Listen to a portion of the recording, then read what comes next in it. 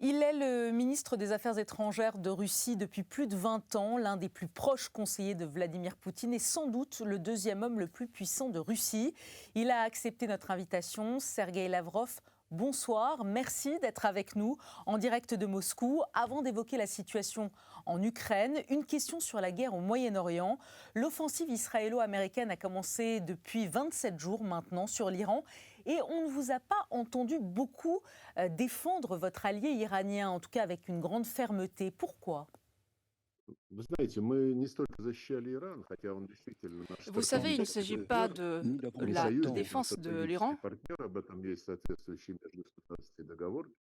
Мы прежде всего Avant tout, защищали nous avons международное défendu le право. droit international. И я не думаю, Et что je ne pense pas французы, que les которые Français, традиционно, qui исторически, тоже всегда historiquement декларировали, что стоят на ont стороне toujours международного права, dit qu'ils что soutenaient le видят, droit что происходит. international, Вы даже, je pense собственно qu'ils говоря, soutiennent aussi ce droit видите, international. не En fait, обязательно. on n'a pas besoin Это de le voir. ежедневно в режиме Ça se реального passe времени мы chaque jour, наблюдаем. 24 sur 24, Когда en президент direct. Соединенных Штатов Le говорит, что его président не américain интересует dit qu'il международное n'est pas право, и intéressé он par le droit international, руководствуется qu'il va être своими guidé par моральными ses propres принципами и principes инстинктами, moraux ou des ну, instincts. наверное, это Alors je не pense может que вызывать c'est quelque chose одобрение. qui ne peut pas И être мы approuvé. неоднократно посылали Соединенным D'ailleurs, Штатам nous avons сигнал envoyé à plusieurs о reprises том, des что signaux aux États-Unis. целесообразно Nous avons наладить dit qu'il какой-то fallait диалог instaurer по un решению dialogue всех pour проблем régler tous les Персидского problèmes du залива и Golfe в целом Persique en général, Ближневосточного de региона. cette И région du Moyen-Orient. каждым разом, когда Соединенные Штаты Chaque и fois, quand les союзники États-Unis et leurs вмешиваются alliés в процесс, s'enseignent dans les ситуация processus qui se passent становится là-bas, все la более удручающей. situation se complique de plus en Разрушен plus. Ирак, L'Irak a été разрушена détruit, Сирия, la Syrie a été разрушена détruite, la Ливия. Libye, c'est pareil, elle a été Про Ливию, détruite. кстати, неизвестно, когда ее опять D'ailleurs, on ne соберут sait pas воедино. quand Сейчас то l'État же самое libyen происходит с Исламской sera Республикой restauré. Иран. Причем D'ailleurs, la même уже chose se второй passe раз maintenant подряд avec la République islamique атака d'Iran. на Иран, агрессия начинается в Cette разгар deuxième переговоров. attaque Об passe этом все говорят, pour la и, deuxième fois конечно, это не en может не plein вызывать négociation. En fait, вопросов ça по pose, отношению к тем ça suscite des переговорщикам, questions. которые от On a des Соединенных questions à Штатов poser этот aux процесс participants политический, des pourparlers, дипломатический surtout aux вели. Américains И qui ont mené ce processus des когда pourparlers diplomatiques et politiques. руководящие члены администрации Quand Соединенных les Штатов membres de l'administration des с États-Unis бравадой, font preuve de с bravoure, какой-то même de гордостью говорят fierté, et о ils хладнокровных ils убийствах parlent de ces assassinats, верховного лидера notamment страны, du других членов meurtre иранского absolument avec руководства. sang-froid du guide Конечно, suprême ou это d'autres иногда fonctionnaires haut placés цинизмом трудно iraniens. Je назвать. pense qu'on ne peut le Поэтому qualifier que мы du cynisme. выступаем за Nous обеспечение nous prononçons интересов pour и la Ирана, défense des и intérêts всех de стран l'Iran et de tous региона, les pays de la включая, région, конечно же, наших y compris близких стратегических notamment de nos партнеров partenaires stratégiques le Совета plus proches du сотрудничества Conseil de залива, coopération du Golfe. которые, да, действительно, они тоже Oui, страдают от того, что souffrent развязали Соединенные de Штаты и Израиль. cette Знаете, сейчас attaque вот qui a été буквально déclenchée par les États-Unis et последнее Israël. время Et vous стали savez, наши ces derniers арабские temps, друзья nos amis говорить, arabes что это две disent войны. qu'il y a Одна deux война guerres. США и Une Израиля guerre, против c'est la Ирана, guerre des они к ней не États-Unis et имеют d'Israël contre никакого l'Iran. отношения. Ils n'ont rien à voir avec А cette вот guerre. вторая Par contre, il y a война, une deuxième guerre qui неспровоцированная n'était ничем pas таким provoquée, comme ils le disent.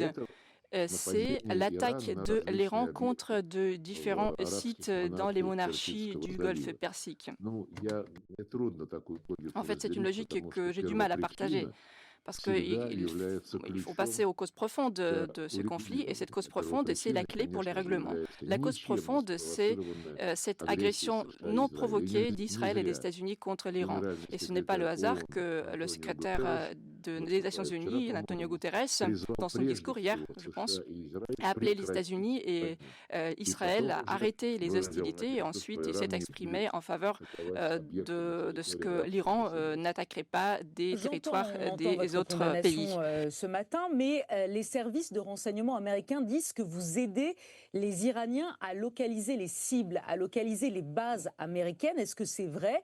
Et jusqu'où va votre soutien à l'Iran? Est-ce que la Russie livre des armes à l'Iran en ce moment, à l'heure où nous parlons? Est-ce que vous nous dites oui, on donne des armes pour se défendre? Vous savez, vous êtes une journaliste très douée parce que vous avez d'abord dit est-ce que c'est la vérité que nous aidons l'Iran et ensuite, sans attendre ma réponse, vous m'avez dit jusqu'à quelle mesure pourrait aller cette aide. Vous savez, le président Poutine a déjà commenté cette question. Son secrétaire, son porte-parole Dimitri Peskov a déjà prononcé sur ce sujet qui est maintenant remué dans les médias. On parle de ces renseignements que la Russie aurait présentés à l'Iran, mais en fait, on a déjà dit qu'on avait des relations étroites avec l'Iran. Nous avons un accord sur la coopération militaire et technique. Nous avons livré à l'Iran certains articles à destination militaire, mais nous ne pouvons pas être d'accord avec cette accusation que nous aidons l'Iran nous transmettons les renseignements. Donc vous avez parlé de l'emplacement des bases américaines. Les coordonnées des bases américaines dans la région, c'est quelque chose qui n'est pas caché, c'est une information connue de tous, c'est une information ouverte. Et le fait que l'Iran attaque ces bases militaires, en fait, c'est quelque chose qui ne m'étonne pas. Oui, nous avons prêté attention au fait que nos amis de ce Conseil de coopération du Golfe, au moment où c'était clair que la guerre se préparait, nos amis ils essayaient de persuader les États-Unis de ne pas se lancer dans cette aventure. Et ils ont dit qu'ils ne donneraient pas leur espace aérien pour effectuer ces attaques et qu'ils ne permettraient pas d'utiliser les bases américaines se trouvant sur le territoire pour attaquer l'Iran. Donc je pense que la personne qui connaît bien les affaires militaires comprenne très bien que ces bases américaines ont été bien sûr utilisées pour trouver des renseignements, pour recueillir des renseignements. Et le fait que ces bases sont maintenant attaquées de temps en temps, donc ce sont des conséquences de cette aventure qui a été lancée sans d'ailleurs sans aucune cause. D'ailleurs, il faut dire que les Américains ont évacué leurs militaires, le grand nombre de militaires de ces bases. Ça témoigne du fait qu'ils étaient au courant de ce qu'il allait se passer. Et ainsi, ils ont commencé cette agression et ils ont fait un coup dur à leurs collègues arabes. Sergueï Lavrov, cette guerre, est-ce une aubaine économique pour vous, pour la Russie? Vous pouvez vendre encore plus de pétrole aux pays asiatiques qui ne peuvent plus l'acheter aux Iraniens. Et la flambée des prix, c'est aussi de l'argent, c'est aussi des milliards de dollars qui arrivent dans vos caisses économiquement pour la Russie. Cette guerre, n'est-ce pas une bonne affaire? Ça vous permet de combler vos déficits et aussi de financer l'offensive militaire en Ukraine, non? Vous savez, on n'agit jamais pour reprendre quelque chose chez quelqu'un et nous ne réjouissons jamais du fait qu'il y ait des guerres qui sont déclenchées par d'autres États et nous ne nous réjouissons pas qu'il y ait des différentes situations difficiles sur le marché mondial des hydrocarbures, surtout quand il y a des augmentations des prix que nous livrons notamment. En fait, indépendamment de quoi que ce soit, nous allons poursuivre nos activités commerciales et nous allons commercer avec ceux qui y est intéressés. Nous voyons que les États-Unis sont intéressés à le faire et d'ailleurs les États-Unis l'ont déjà dit, ils ont des documents officiels, leurs personnalités se sont prononcées sur ce sujet, ils ont dit qu'ils voulaient dominer sur les marchés énergétiques. Le Venezuela, c'est un exemple tout à fait flagrant, direct de cette politique. Les États-Unis parlaient de la nécessité de détruire ce régime et maintenant ce qu'on voit c'est que les États-Unis contrôlent maintenant le domaine énergétique de ce pays. Donald Trump, le président Trump a dit clairement qu'il voulait avec l'Iran, contrôler le détroit d'Ormuz et toutes les livraisons qui sont effectuées à travers ce détroit. Les Nord Stream qui ont été explosés par les Ukrainiens, soutenus par les services spéciaux occidentaux, en fait, personne n'a condamné ces attaques, ni la France, ni l'Allemagne. Je pense que c'est honteux pour l'Allemagne de ne pas avoir réagi. à cette attaque terroriste contre ses propres intérêts. Les États-Unis disent aujourd'hui qu'ils voudraient reprendre ces Nord Stream. Vous savez bien que Lukoil et Rosneft ont été frappés des sanctions et tout le milieu d'affaires, tout le business étranger, maintenant que nous menons à l'étranger, on essaie de nous le reprendre. En fait, on ne veut pas utiliser nos actions sur la scène internationale pour atteindre des objectifs illégaux. Quelle que soit la conjoncture, nous allons honorer nos obligations, nos engagements, nous le ferons toujours. On aura toujours des relations avec les partenaires qui sont guidés par les mêmes principes que nous, et non pas par les principes qui sont propres à l'Union européenne. L'Union européenne a décidé de déchirer tous les accords qu'il avait autrefois avec la Russie. C'était la volonté, le souhait de Paris, de Berlin, et bien sûr vos amis dans les pays baltes, en Pologne également. Et oui, je vais mentionner aussi la Pologne. Donald Trump a dit au début de la guerre qu'il envisageait de lever les sanctions sur le pétrole russe. Est-ce qu'il a commencé à le faire?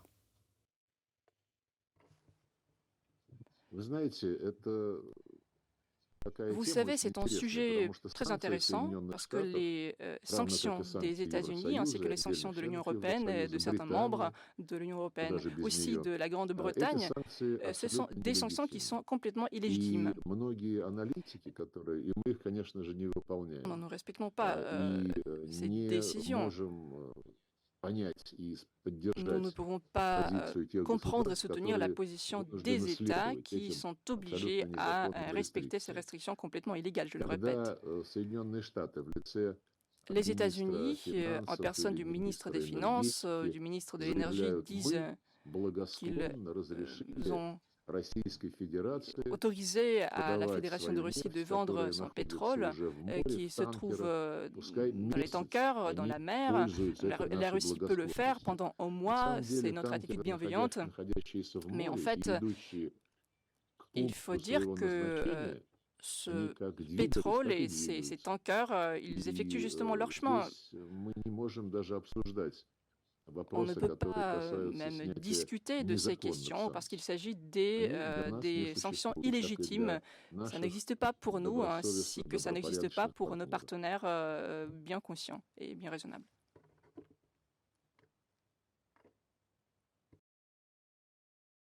Sergueï Lavrov, on vous entend ce matin nous dire que les États-Unis et Israël violent le droit international en Iran. Ne pourrions-nous pas vous retourner la question en vous disant est-ce que vous ne faites pas la même chose, la Russie, en Ukraine, violer le droit international ?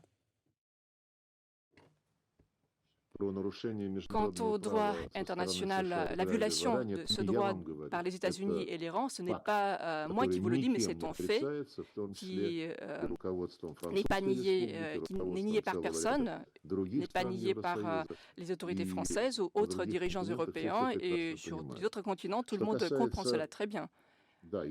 Et encore une fois, je le souligne, il y avait un processus des pourparlers au mois de juin, au mois de février, et ces frappes, sans déclaration de guerre, sans cause apparente, ces frappes ont été effectuées pendant les pourparlers et même à la veille d'un nouveau round de ces pourparlers.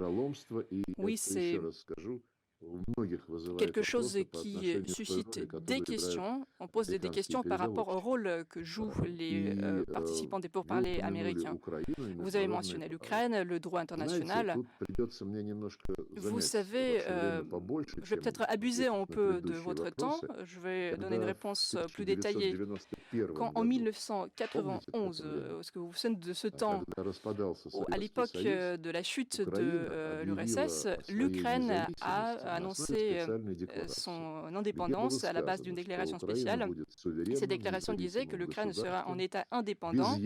Il n'y aura pas d'armes nucléaires, cet État serait neutre et cet État ne devrait pas être entraîné dans des blocs militaires. La même déclaration disait que l'État ukrainien, en tant qu'État indépendant, assurerait les droits de l'homme y compris les droits des minorités nationales. Il s'agissait des droits linguistiques, des droits religieux. Alors nous avons approuvé, reconnu l'indépendance de cette Ukraine, et non pas l'indépendance, la souveraineté de l'Ukraine qui est présidée par les nazis. Et ces nazis, d'ailleurs, ont été amenés au pouvoir suite à un coup d'État en février 2014. Au lendemain matin où la France, la Pologne et l'Allemagne ont apposé leur signature sur l'accord entre l'opposition et le président de l'époque. Ces accords prévoyaient la création d'un état d'unité ainsi que la tenue des pourparlers. Et au lendemain matin, ces accords ont été foulés aux pieds.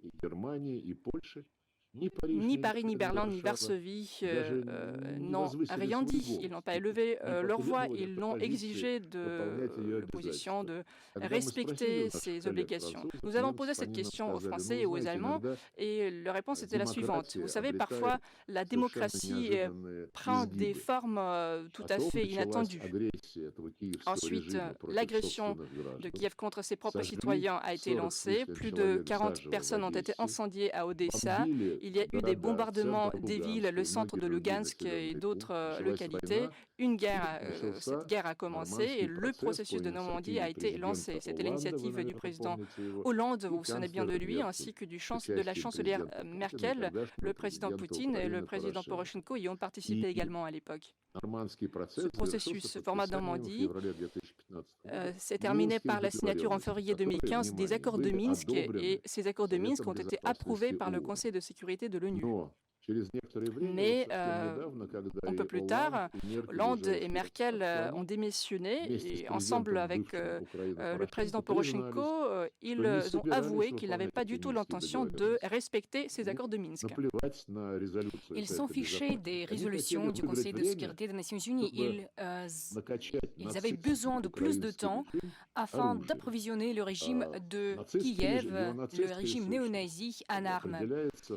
Le caractère néo-nazi de ce régime est défini par une série de lois qui avaient été adoptées bien avant l'opération militaire spéciale, qui interdisait la langue russe partout, dans les écoles, dans le système d'éducation, dans le domaine culturel, dans les livres, dans les médias. On a aussi adopté une loi qui prohibait l'Église orthodoxe canonique ukrainienne. Vous avez posé cette question et je vous l'ai dit que la réponse va prendre plus de temps. Et quelle est la différence entre les situations en Iran et en Ukraine? La différence principale est suivante. La République islamique de l'Iran n'a jamais violé aucun engagement, ni sur le plan du programme nucléaire qui était adopté en 2015. En 2017, les États-Unis, lors du premier mandat présidentiel de Trump, ils ont violé leurs engagements. Mais l'Iran n'a jamais violé aucun engagement. En Ukraine, on a violé tout ce qui était proclamé.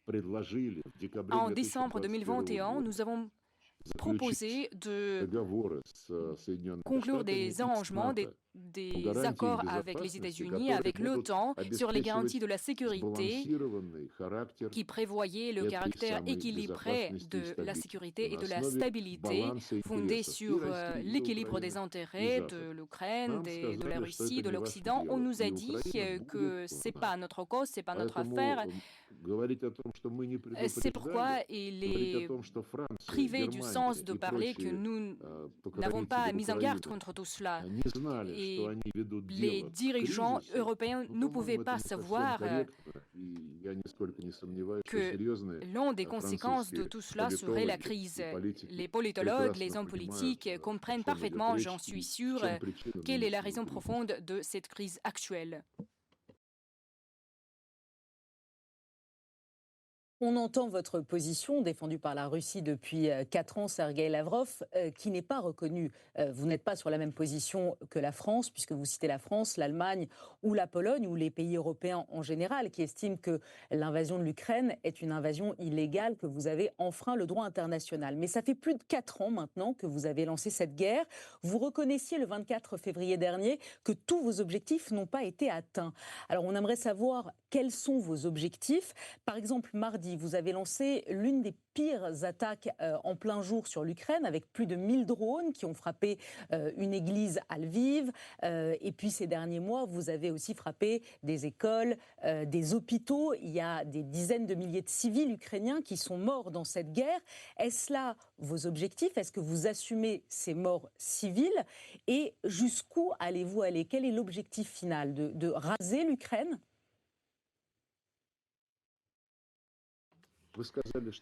Vous avez dit que notre position se diffère de celle de la France, de la Pologne, de l'Allemagne, mais ce n'était pas notre position. Je n'ai évoqué que des faits. Les faits qui sont ignorés complètement par nos collègues européens. Mais il est impossible de ne pas reconnaître ces faits parce qu'ils ont été créés par les mains de nos voisins polonais, allemands, qui ne veulent pas reconnaître le fait que c'était eux qui, il y a 12 ans, avaient promis d'honorer les engagements. Ils ont bafoué complètement tous les traités et ils ont ignoré toutes les conséquences. Plus tard, l'Allemagne, la France, en 2015, ils ont signé au sein du Conseil de sécurité des Nations Unies les soi-disant garanties des accords de Minsk. Mais ensuite, ils ont dit qu'ils n'allaient jamais les respecter. Alors, je vous parle des faits. Je vous donne les faits et l'Allemagne, la France et les partenaires, vos partenaires au sein de l'OTAN ne peuvent pas l'ignorer. Chaque homme politique raisonnable doit comprendre la trahison qui se cache derrière tous ces actes. Nos objectifs ont été proclamés à plusieurs reprises par notre président. Les objectifs sont liés aux raisons profondes de cette crise. Premièrement, la promesse de ne pas élargir l'OTAN. Tout cela a été corroboré par les garanties. Au sein de l'OSCE, on a pris des engagements, mais on nous a dit que ce n'étaient que les engagements politiques, mais pas les engagements juridiquement contraignants. Les déclarations politiques ont été adoptées lors de cette organisation, mais on nous a dit qu'ils n'étaient pas juridiquement contraignants. La deuxième raison profonde, l'élimination, l'extermination des droits légitimes de notre population russophone en Ukraine. En toute complaisance, connivence de la France, qui se proclament les combattants pour la liberté. Est-ce que vous pouvez imaginer la situation où un pays européen interdit l'usage d'une telle ou telle langue? En Ukraine, on peut même entamer les poursuites pénales si quelqu'un parle la langue russe en Iran. On n'a jamais prohibé l'hébreu. Mais l'Ukraine est le seul pays qui l'a fait. Vous savez, on dit maintenant que l'Occident promet les garanties de la sécurité à l'Ukraine. Emmanuel Macron l'a évoqué à plusieurs reprises. D'après lui, ces garanties peuvent aider à résoudre tous les problèmes. Mais si on ne prend pas en compte les formes de ces garanties de la sécurité, si on voit l'essence de ces garanties, ça sera, ils seront les signes du régime néo-nazi. Personne ne dit, aucun pays européen ne dit à l'Ukraine qu'il doit rendre les droits légitimes à la population russophone en échange de l'assistance accordée par les pays européens. La langue, c'est... Vous savez, c'est le signe de chaque dialogue normal. Et vous savez, en ce qui concerne Zelensky, le régime de Zelensky, il ne s'agit pas de la liberté, l'égalité, de la fraternité.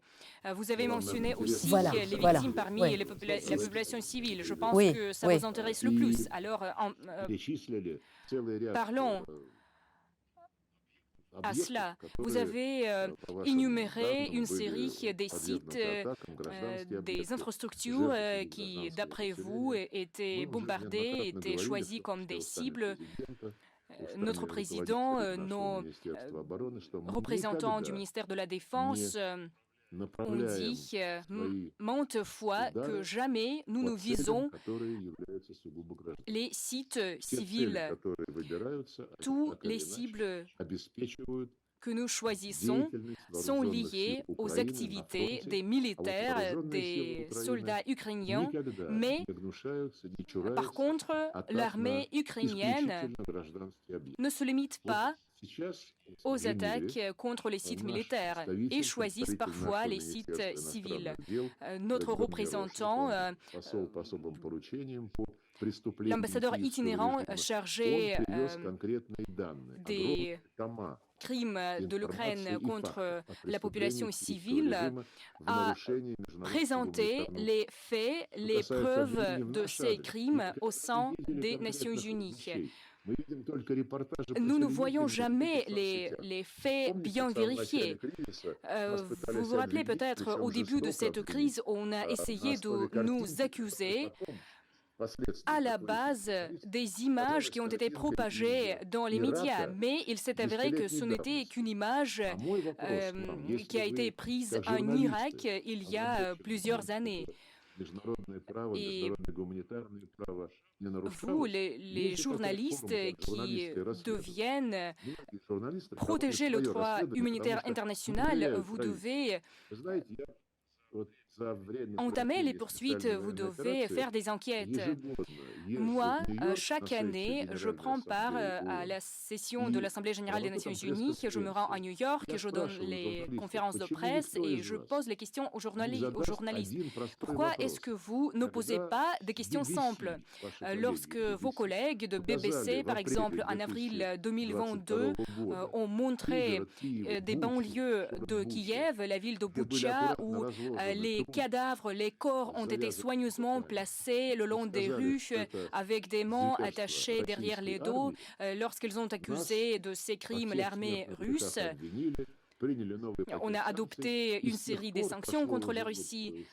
Plusieurs années, 4 années ont passé, mais jusqu'à ce moment, nous ne pouvons pas avoir les listes des noms de ces gens, de ces victimes.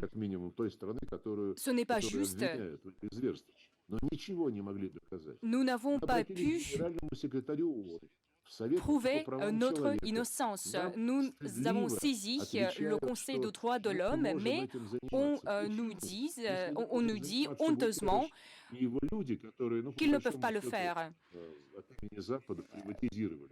Les Européens ont privatisé le Conseil des droits de l'homme des Nations Unies, mais pourquoi est-ce que les journalistes, qui sont très énergiques, très actifs dans leurs discussions lorsqu'il s'agit d'autres sujets, et qui gardent le silence dans cette situation?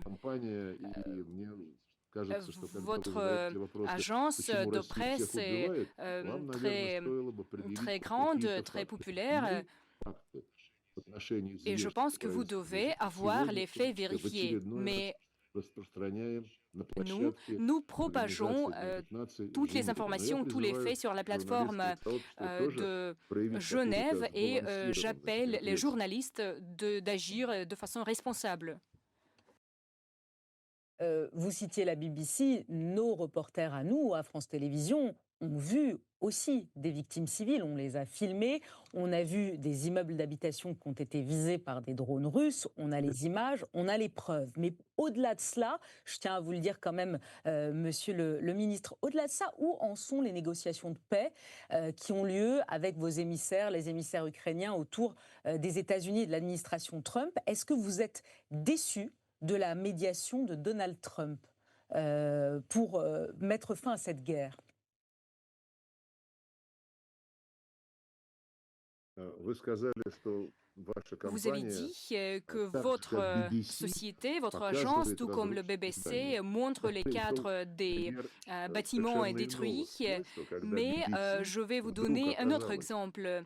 в Le пригороде BBC, Киева, les где correspondants другой de BBC se sont журналистской rendus компании aux команды banlieues там не de было, Kiev et показали ont montré вот эти les трупы. corps, И мы до les сих пор 4 cadavres. года Ça пытаемся fait déjà 4 ans que nous добиться essayons информации d'avoir об les именах informations и bien фамилиях fondées sur les noms тех de людей, чьи трупы были famille des показаны. gens dont les corps Ну, ont вот été montrés. неужели это неинтересно любому Est-ce que нормальному журналисту? cela Я n'intéresse вот pas вас les journalistes?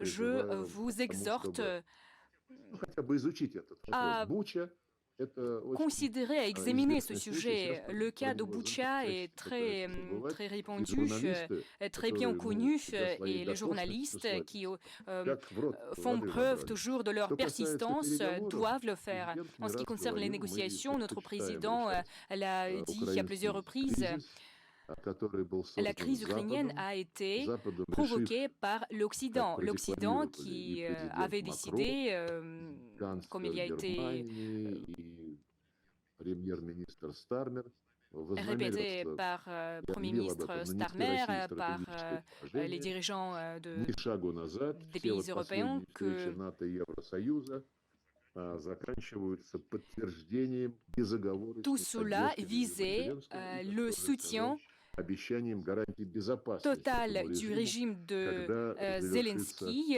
la défaite de la нынешняя Russie. война, развязанная Западом против нас руками вот Et этих nous attendons le moment нацистов. où cette guerre déclenchée Переговоры par l'Occident, проходили, par le biais de Kiev, они, как вы prennent fin. знаете, En ce qui concerne les отталкивались négociations, прежде всего от итогов саммита президентов Путина à и l'essence Трампа на de Аляске в августе ces прошлого года. négociations Ouais, étaient encourage. le sommet Нас пригласили, и наш президент à согласился. Anchorage. И Le подготовка président которого заключалась américain в том, nous a что к нам invités d'y приезжал prendre part. господин Уитков и привез конкретные предложения Monsieur от Witkoff президента Трампа. s'est rendu en Russie pour présenter la position, Президент Путин не les раз propositions говорил, что concrètes он de изучал Donald эти Trump. предложения. Там были Le вещи, président которые Poutine, d'ailleurs, s'est exprimé à plusieurs reprises à ce носят sujet. Dans ses propositions, такой il y компромиссный avait характер. des choses qui avaient В un конечном caractère de итоге, когда compromis, мы mais приехали finalement, на quand nous nous sommes Аляску, rendus à президент Путин Alaska, le сказал président президенту Poutine a Трампу, dit au мы président Trump рассмотрели ваши que voilà, nous предложения, avons examiné мы vos ценим, что propositions они et nous apprécions решают d'ailleurs главную qu'elles задачу, visent а именно le problème концентрацию на principal, первопричинах c'est la concentration sur les causes и profondes de ce концентрацию на conflit, тех реалиях, ainsi которые qu'il сложились vise на des земле réalités du terrain после того, как жители юго-востока après Украины que les провели habitants du референдум sud-est de l'Ukraine и ont tenu des подтвердили référendums et ont свое confirmé leur желание volonté вернуться к de Российской Федерации. revenir à la И Fédération de Russie. президент Путин сказал президенту Трампу, Le мы président Poutine a dit à согласны с président вашими Trump que предложениями. nous étions d'accord Это avec leurs было очень propositions. четкое C'était une понимание. compréhension Сейчас claire et говорят nette. про дух Aujourd'hui, on parle конституционный. de l'esprit Всегда d'Anchorage. нормальный в Cet отношениях esprit, c'est toujours президентов quelque chose de Путина и normal. Трампа. Ça Они se друг préserve dans les друга relations уважают, de président Trump et не de président всегда и Poutine. далеко Ils не se во всем respectent. Oui, il y a соглашаются, des но points de знают, divergence, как mais quand même, ils разговаривать, savent comment, как положено comment мужчине. parler, comment les hommes И parlent крупным et comment политикам les по-честному, grandes не personnalités скрывая politiques своих parlent. проблем, не Ils ont un скрывая dialogue разногласий. ouvert, honnête, Это ils ne в cachent pas хорошем leurs духе. divergences. Но дело не в духе, Mais en а fait, дело в том, что были il ne s'agit достигнуты pas de cet понимания, esprit. четкие конкретные Ce qui est понимания. important, c'est Американцы que об этом des compréhensions mutuelles ont и été все последующие atteintes et les переговоры Américains после le Анкориджа savent très bien.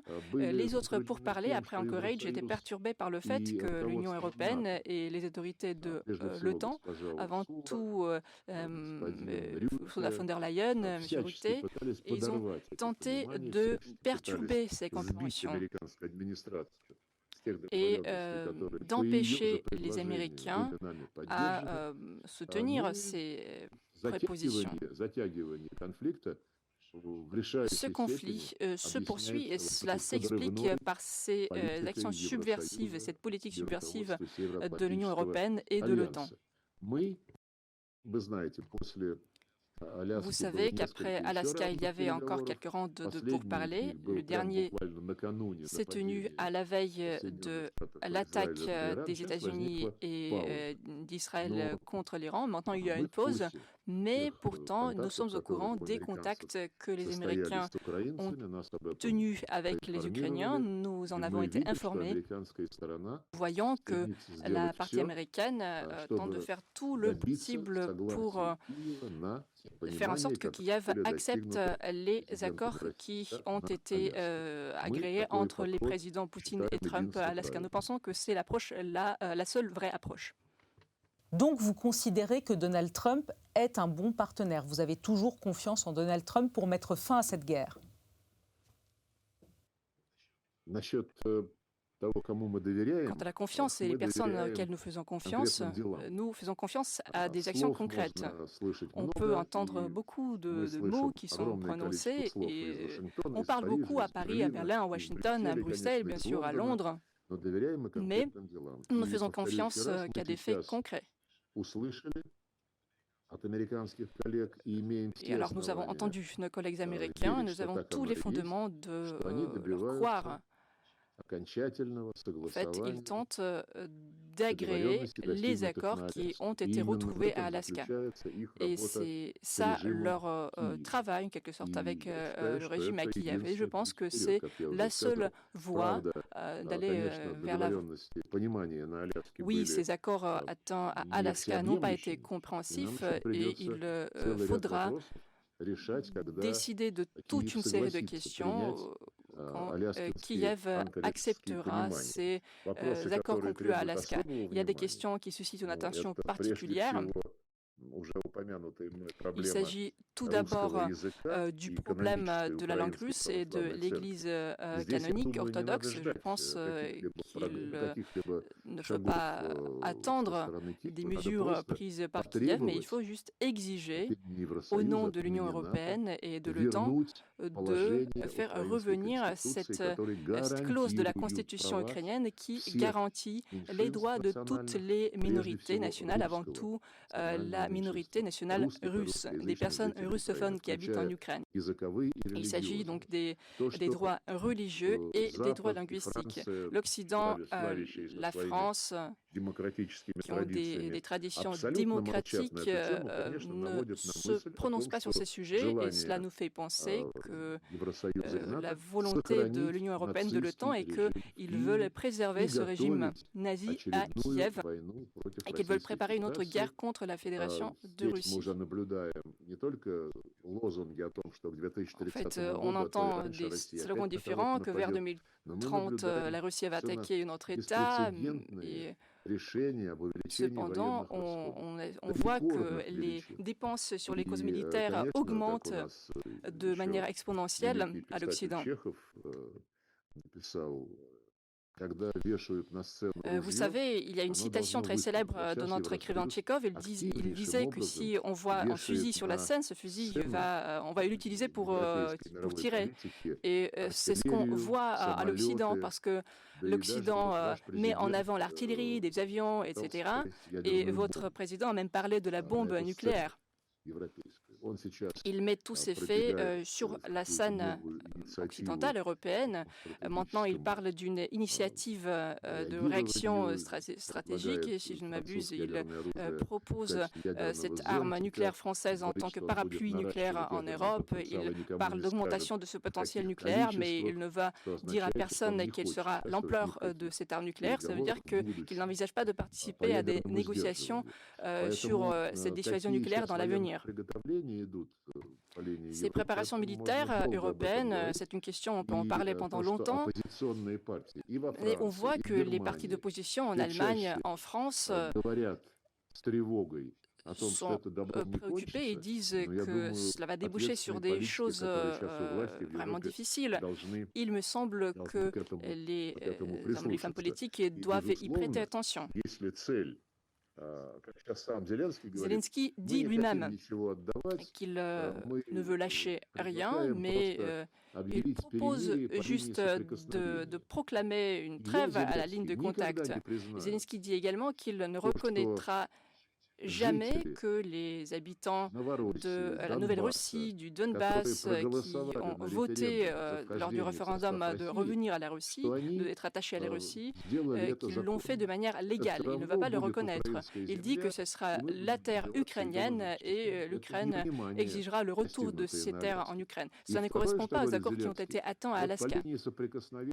Autre chose, la ligne de contact, il faut s'arrêter sur la ligne de contact. Et Zelensky est soutenu en cela par Emmanuel Macron, par Merz, par Starmer, mais ça ne signifie qu'une chose que j'ai déjà mentionnée. Ça veut dire que vous soutenez le gel du conflit, ou Kiev perd ce conflit, et ainsi vous donnez des garanties à ce régime. Vous donnez des garanties, mais pourtant vous vous n'exigez pas le régime à respecter la charte de l'ONU, qui d'ailleurs garantit les droits de l'homme, notamment les droits religieux et autres. Et vous n'exigez pas que l'Ukraine respecte toutes les conventions internationales. Vous ne voulez que préserver ce régime nazi à nos frontières. Rutte dit Ukraine entrera à l'OTAN. Comment pouvons-nous réagir? Qu'est-ce que c'est? C'est une manifestation de quelque chose de raisonnable ou pas? Ni Macron, ni Merz, ni autres ne dit rien à propos de cela. Qu'est-ce que nous devons faire dans ces circonstances? Alors, pardonnez-moi, vous parlez d'une livraison d'une bombe nucléaire à l'Ukraine par les Européens. Ça, je dois vous dire qu'on n'a jamais entendu parler de ça, mais c'est sans doute, avez-vous vos informations, mais ici en France, jamais personne n'a parlé de livrer une bombe nucléaire aux Ukrainiens, Monsieur Lavrov. En revanche, puisque vous parlez de la France, vous avez déclaré il y a un mois, si Emmanuel Macron veut parler sérieusement à Vladimir Poutine, alors qu'il l'appelle. Mais Vladimir Poutine, il veut parler à Emmanuel Macron. Vous voulez reprendre langue avec les Européens ou vous les considérez comme vos adversaires? Tout d'abord, je n'ai pas dit que la France et la Grande-Bretagne envisager de livrer cette bombe sale ou bien des composantes de cette charge nucléaire. Ce sont les données de nos renseignements qui ont été publiées il y a quelques semaines. Nous avons fait des démarches à Londres et à Paris à ce sujet, et nous savons que les Français, les Britanniques et tous les autres nient catégoriquement que ce sont des faits établis. Mais en fait, comment peuvent-ils agir pour ne pas perdre leur face, pour ne pas être présenté comme quelqu'un qui viole cet régime de la non-prolifération? Mais on n'a aucun doute sur le fait qu'en France, en Grande-Bretagne et en Allemagne, il y a des personnes qui sont tout à fait au courant de cela. Mais je ne l'ai pas mentionné dans ma réponse. Vous savez, on dit que si quelqu'un, c'est le voleur qui crie au voleur. Il y a un proverbe russe qui le dit. Ce que j'ai mentionné, c'était des faits qui ont été publiquement déclarés par le président Macron. Il a dit qu'il fallait élargir le potentiel nucléaire de la France. Il voulait le proposer aux pays européens en tant que parapluie nucléaire. Peut-être il pourrait remplacer le parapluie américain. Et il a dit publiquement que la France augmenterait ses arsenaux nucléaires, mais ne parlerait à personne de l'ampleur, de la quantité de ces arsenaux.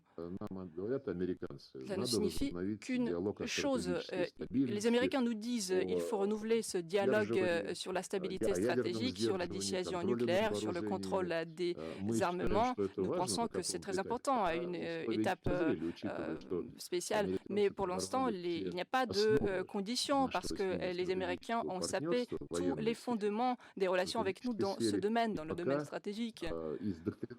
On lit leurs documents, leur doctrine, et On ne voit pas qu'ils sont prêts à conclure des accords pour aller de l'avant, pour restreindre le nombre de leurs armes stratégiques. Maintenant, les Américains envisagent plutôt de faire participer à ces pourparlers la Chine. Notre position est la suivante. La Chine décide elle-même. Elle décide elle-même de ses actions. La Chine a déjà présenté sa position. Nous respectons cette position. En fait, la Chine, ce n'est pas notre partenaire, ce n'est pas notre allié. Nous n'avons pas d'engagement d'allié. Alors que les États-Unis et la France, c'est votre pays, vous devez être intéressés. Les États-Unis et la France ont des engagements d'alliés, ainsi qu'avec la Grande-Bretagne. Alors, dire qu'il faut renouveler ce dialogue conformément à la dissuasion nucléaire, des choses stratégiques, en fait, on laisse la France et l'Allemagne à part parce que c'est une voie sans issue, d'autant plus que Macron s'intéresse de plus en plus à ce sujet nucléaire.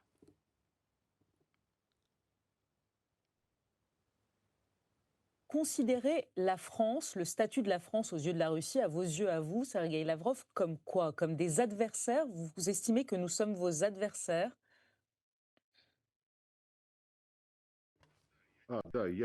Oui, excusez-moi, je n'ai pas répondu à la question concernant les contacts entre le président Poutine et le président Macron.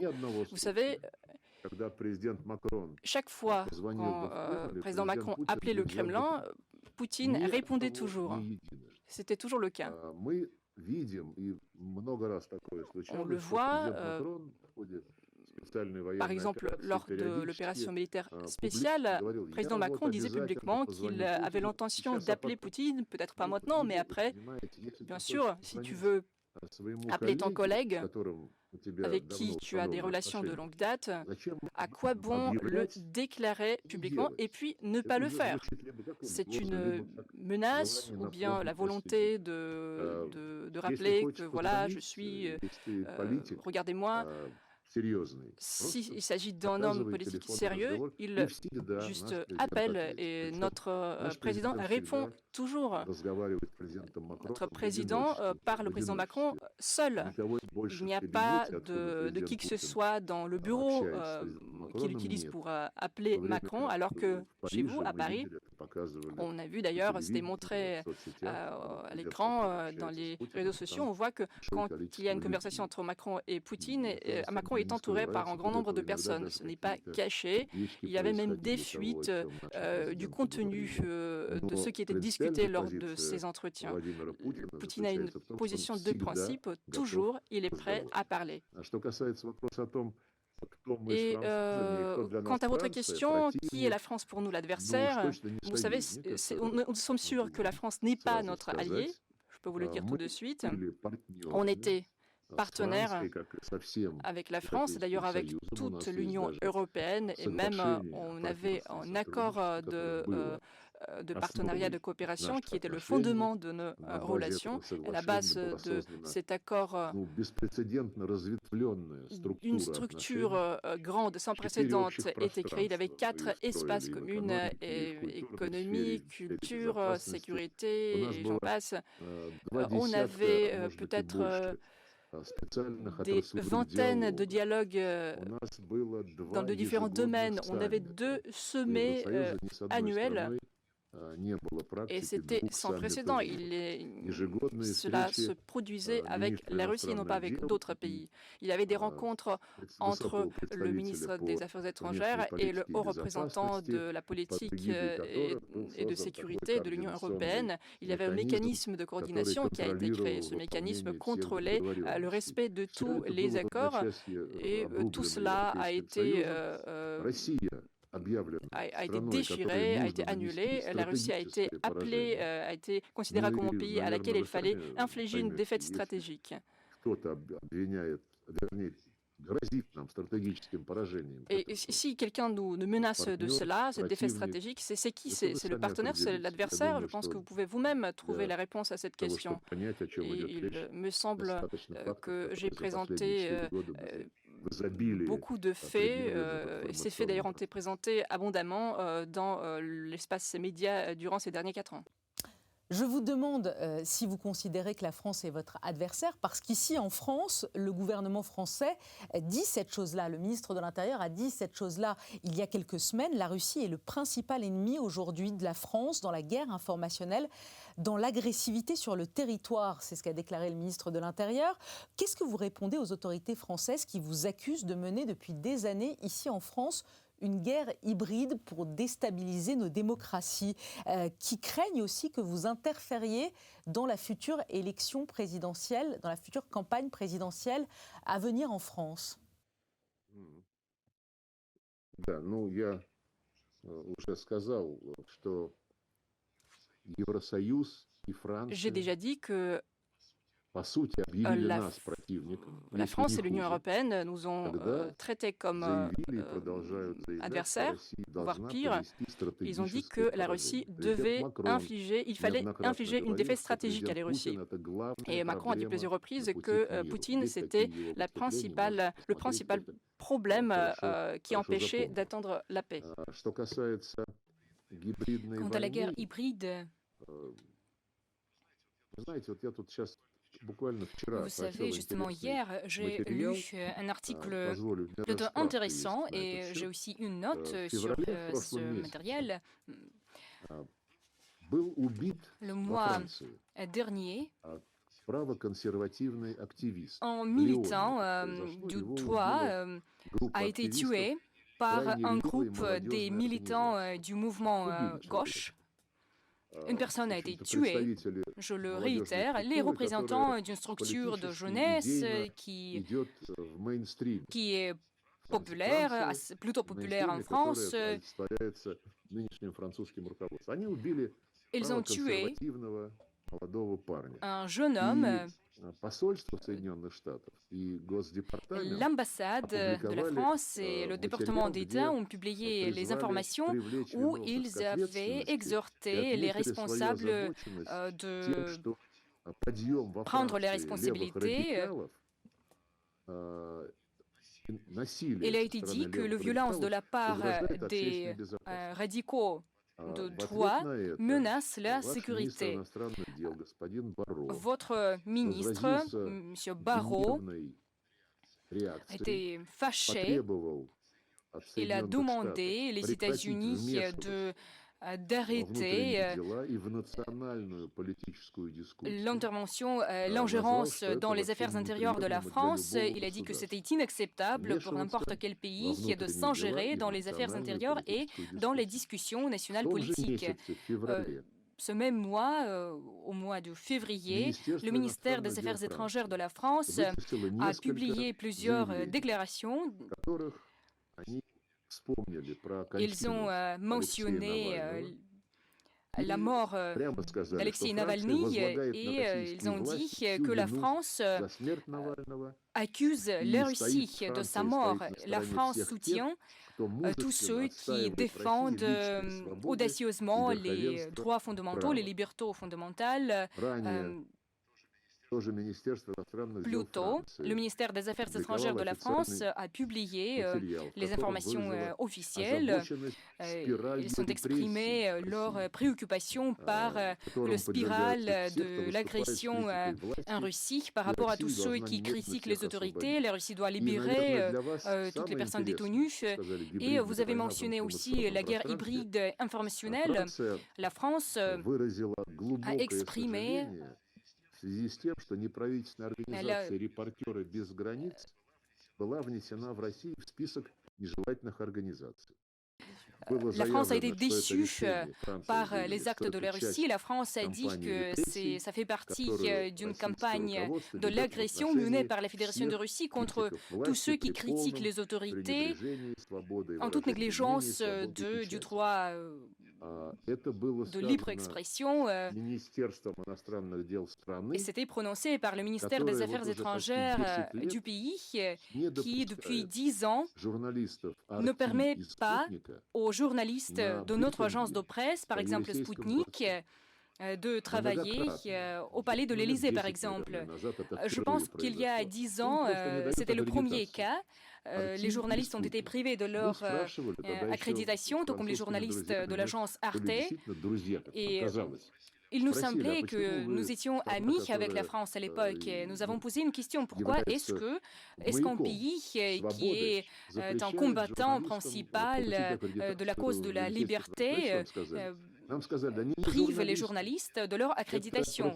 Mais on nous a répondu que ce n'étaient pas les journalistes, mais plutôt les gens de propagande dont la diffusion était interdite.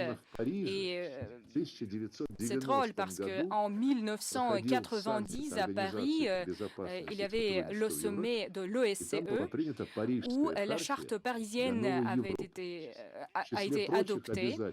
Parmi les engagements, il a été dit que tous les membres de l'OSCE assuraient l'accès libre aux informations générées à l'étranger, tout comme à l'intérieur, au sein de leur pays. Mais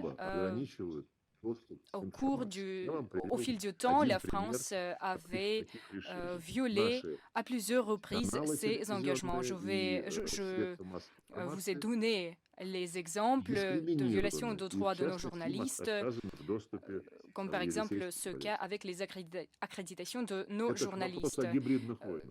C'est ce qui concerne votre question sur la guerre hybride. Monsieur le ministre, une question juste sur ce qui s'est passé, très rapidement, sur ce qui s'est passé il y a quelques semaines. Notre porte-avions Charles de Gaulle était en mer Baltique et il y aurait eu un drone. Les Suédois disent que c'était un drone russe qui aurait approché ce porte-avions. Qu'est-ce que vous pouvez nous dire sur cela? Est-ce que vous avez tenté de lancer un drone sur le porte-avions Charles de Gaulle?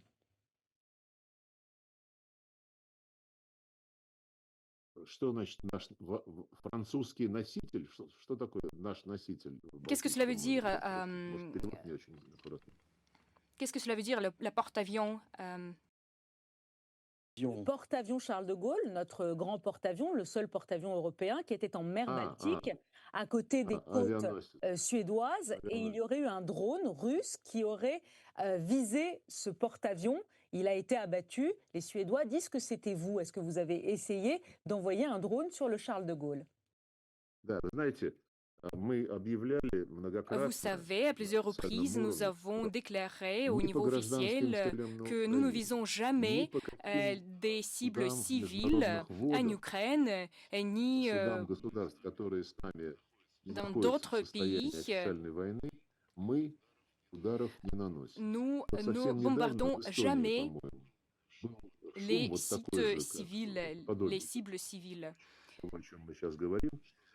Il y avait le cas pareil, on a dit qu'un drone russe était identifié sur le lieu de l'attaque, mais plus tard il s'est avéré que c'était un drone ukrainien. Votre porte-avions se trouve dans la mer de Balte, ce qui est le plus important, parce qu'il y avait des bateaux aussi dans une autre région du Moyen-Orient. Je ne sais pas quelle sera la fin de cette situation, mais je pense que le bon sens, le sens commun va prévaloir et j'espère que nos collègues européens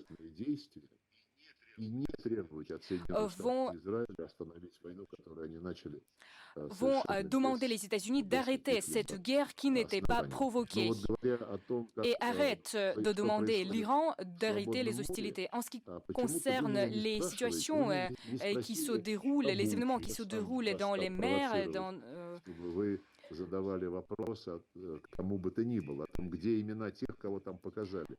j'ai mentionné le cas de Boutcha, mais c'était plutôt un exemple récent. Notre bateau citerne a été bombardé par un drone ukrainien, par une boîte sans équipage. Il y avait 140 000 tonnes de carbone sur ce bateau. Ce bateau a été endommagé. Cela veut dire que tout cela a créé les risques naturel. On a évacué ce bateau-citerne. Le cas pareil s'est produit avec la Libye. Tout cela est lourd de conséquences, mais aucun pays européen ne peut en parler, ni dans les médias, ni dans l'espace public. Personne n'a mentionné ce cas de ce bateau-citerne qui a été endommagé, attaqué par une boîte ukrainienne. Toute dernière question. Je comprends que pour vous, le porte-avions Charles de Gaulle suscite plus d'intérêt chez vous que notre bateau-citerne. Toute dernière question, Sergueï Lavrov. Est-ce que vous suivez la campagne présidentielle française et y a-t-il un candidat que la Russie espère voir gagner? Bonne chance à tous ceux qui seront élus par le peuple français.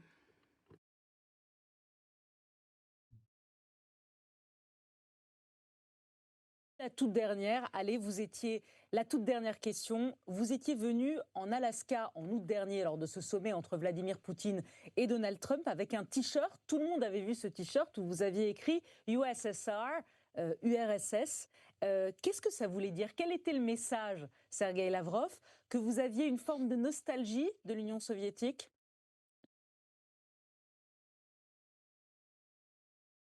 Vous savez, je suis né en Union soviétique. Alors, quel est le message que veulent transmettre les Français quand ils se rappellent Marianne, votre symbole, Marianne qui était aux barricades? Quel est le message que vous voulez transférer par ce symbole? On se souvient de son histoire, mais quand on est ministre des Affaires étrangères et qu'on porte un t-shirt USSR, il y a forcément un message que vous voulez faire passer au monde entier, non? L'Union soviétique, c'est aussi notre histoire, ainsi que l'Empire russe, ainsi que la Grande Révolution française, c'est votre histoire. Donc, vous ne voulez pas dire que vous avez le droit de vous rappeler de la Révolution française et nous devons oublier notre histoire. Ce n'est pas ce que vous voulez me dire. Je pense que ce n'est pas ce à quoi vous pensez, n'est-ce pas? Vous comprenez bien de quoi je parle.